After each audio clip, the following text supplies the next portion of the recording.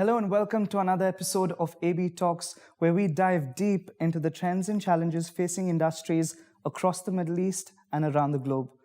Joining us today, we have Dr. Sonia bin Jaafar, the Chief Executive Officer of the Abdulla Al Ghurair Foundation for Education. Thank you, Dr. Sonia, for joining us here on the show today. Thank you so much for having me, Anup. It's a pleasure to have you here. Dr. Sonia, while the business of education seems to be doing well, there are questions that are being raised around the quality of education. Is this a concern within the Middle East? And if so, what impact is it likely to have on businesses, industries, and economies in the Middle East? Well, it's absolutely a critical issue in the Middle East, but also globally. Educational inequality has been on the rise with the unfortunate pandemic. And unfortunately, there's a lot of vulnerable groups that have not been getting their education. And so in terms of the Sustainable Development Goal 4, we have been going a little bit backwards with the progress on that. And so one of the things about that is that it's an opportunity cost. So we know that nations with higher percentages of graduates actually have higher economic growth.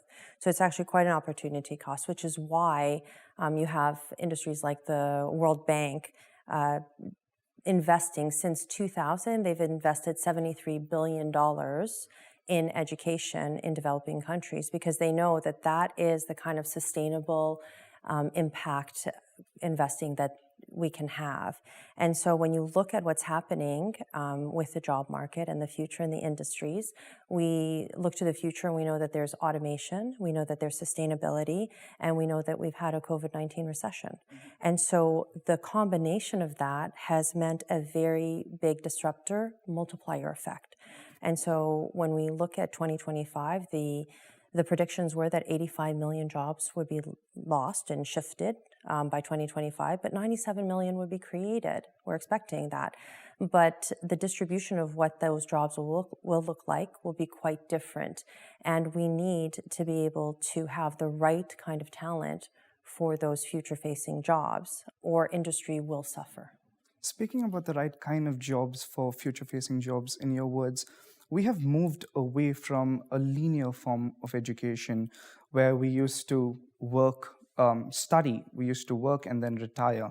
Now we are seeing some sort of a continuous form of education where we study, we work, we go back to study, thanks to virtual environments, thanks to Zoom education, thanks to online formats of education. Is there a need for industries within the Middle East to focus more on upskilling and reskilling to bridge employability gaps, if any, within these industries? Absolutely. We are, first and foremost, I don't think that it's a bad thing that we have moved into this new model of education for life.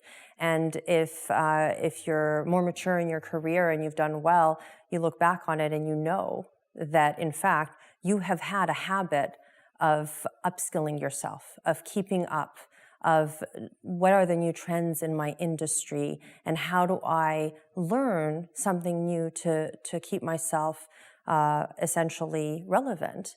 And so that's not new, but what is new is that now, with the rapid pace of how things are changing, we're looking at the new skills, and depending on who you listen to, a new skill that we learn today has a half-life of anywhere between 3 to 5 years.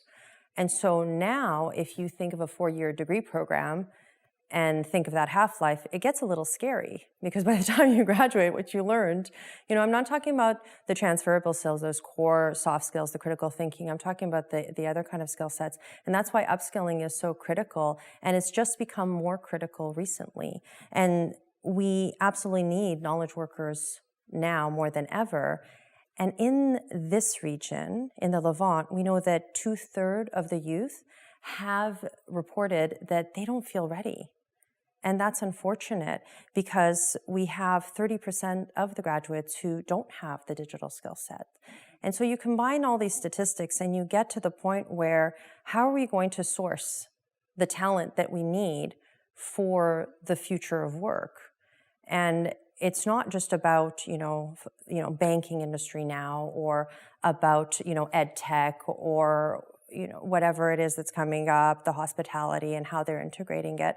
But it's also about the next generation of the industry. So VR, for example, I think Goldman Sachs predicted that by 2025, the VR industry would be an $80 billion industry.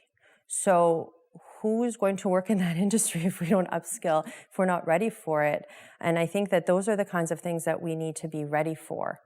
How important is education technology? Because if I could use the analogy, one of the few rays of sunshine that have pierced the gloom of COVID during the past 2 years in 2019 and 2020 has been the scaled up adoption of EdTech. Are you seeing an impact in terms of people's lives in the adoption of education technology in the Middle East? For certain, I have, and it is a critical piece of a puzzle.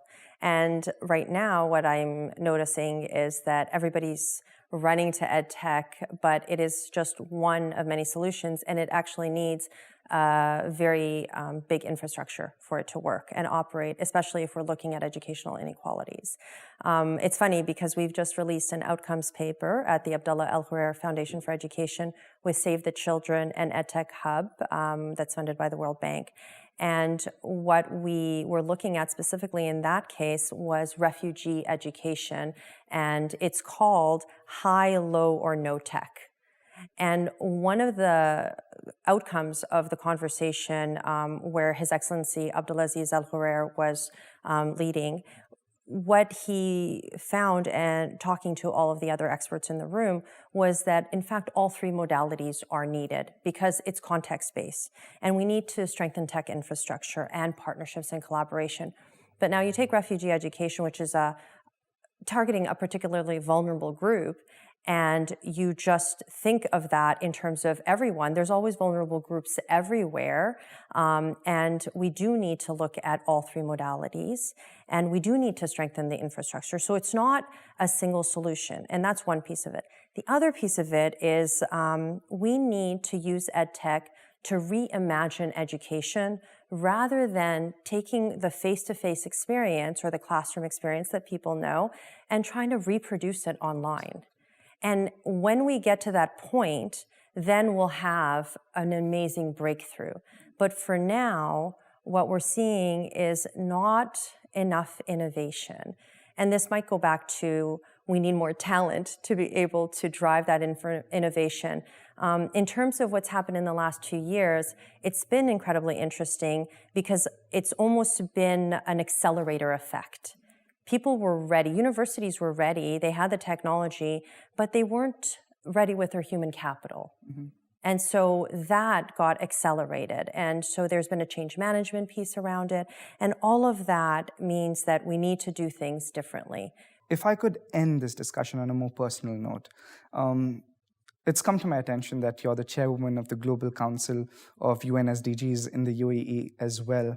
In your role as the chairwoman of the Global Council of UN Sustainability Development Goals in the UAE, what would be your message to the future workforce, to this youth, to youth leaders, in terms of climate action and sustainability and the impact that that can have on businesses?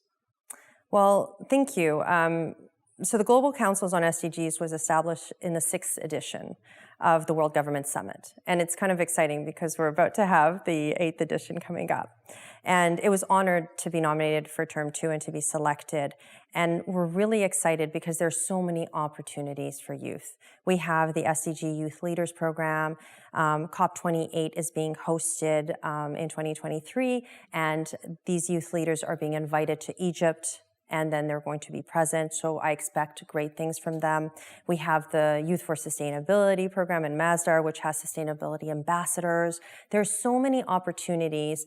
I think that if youth really just found what it is that they want to change because they're unsatisfied with it. When we look at, what kind of climate action do they want to be a part of? When we look at what kind of SDG they want to contribute to. So in terms of my chair, what we're looking at is a nexus model between SDG 4, which is education, 8, which is decent work, and 17, which is partnerships. And we're super excited because we're launching a new initiative called NOMU, which means growth in Arabic. And we're incubating this partnership model where industry, government, and educators are coming together to actually help and build better pathways from learning to upskilling to jobs and going back in that circle, like you had said. And I think that there's so many opportunities out there, and all we need is really for the youth to engage and go forward, because they have great ideas and may not know how to communicate them or know how to get them out there in their own industries, or even know which industry to go to, because there are multiple industries where they can make a difference. And what I would advise is that find your purpose and engage deeply in your life. Don't let it pass you by. Figure out what it is that you care about most, and then try and be true to your culture. The Arab culture is about giving. It's about giving to our families, our communities, and trying to help those who didn't have whatever fortune we had, and trying to help others. If you can embed sustainability into everything you do, I have great hope that we will be able to resolve some of our issues and just have a better future. Embed sustainability for a better future and to protect the planet. That's a wrap on this episode of AB Talks. Thank you for joining us here on the show today as well. Don't forget to comment, like, share, and subscribe below for more such videos with experts in the industry. Thank you, Dr. Sonia, for joining us here today. Thank you for inviting me. A pleasure.